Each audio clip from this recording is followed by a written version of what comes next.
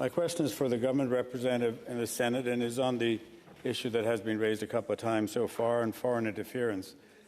And it's more a discussion question. We've got Bill 70 coming to us shortly. We've got the NCCOP report.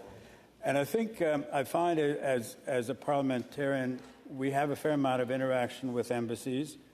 And I wonder where we draw a line. On one hand, embassies talk to us about their interests, and it may be something around, it may be around trade, it may be around the environment, it may be around selling LRT trains to Canada. But there's, on the other end of the spectrum, there's certainly what I would call interference, that is everything from intimidating diaspora communities, funding electoral campaigns. Where do we draw the line between where we can interact with an embassy and where we should be drawing the line and indicating that we don't need to have...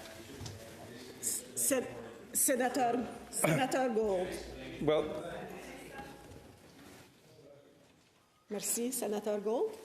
Thank you, Your Honour. Well, first of all, it's a very good question, and it's...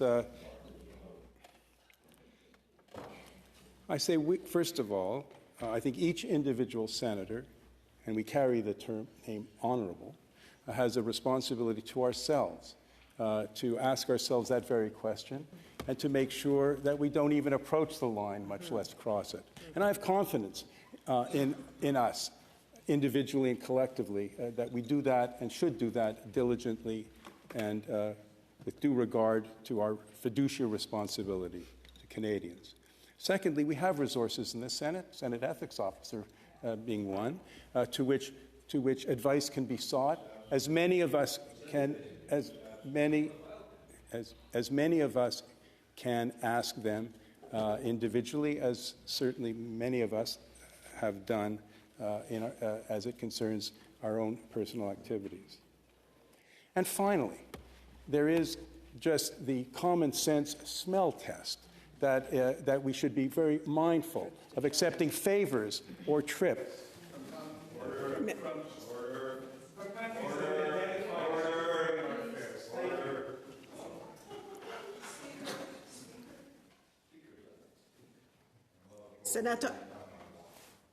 Senator Cardozo.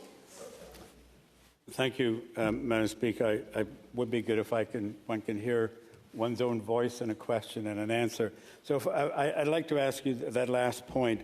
In terms of accepting either a dinner or a trip, what are your suggestions about where we draw that line?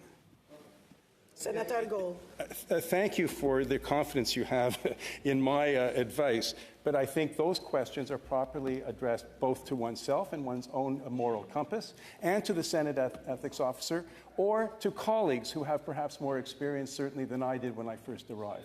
But I will say, and I counsel all of us who have not done this, that before I was even sworn in, I had a long conversation with the Senate Ethics Officer about travel, about boards, about all those activities that I've been privileged and pleased to do as a citizen before I joined the Senate.